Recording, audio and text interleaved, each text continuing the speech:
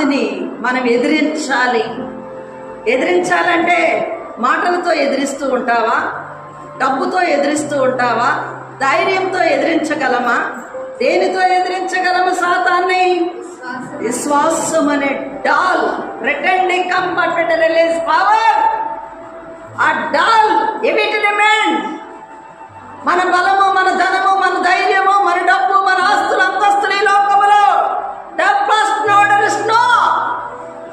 Daddy మనకుంటే మనం ఏదైనా ఎదిరించగలము. Praise lord, హల్లెలూయా. ఈ లోకంలో దేన్ని చూసి మనము ఎదిరించే శక్తి కావాలంటే మన భక్తే మనకు ధైర్యం అంటాడు. యోబు భక్తుడు 4వ వచనములో అంటాడు. ఏది ధైర్యము? మన భక్తే మనకు ధైర్యం.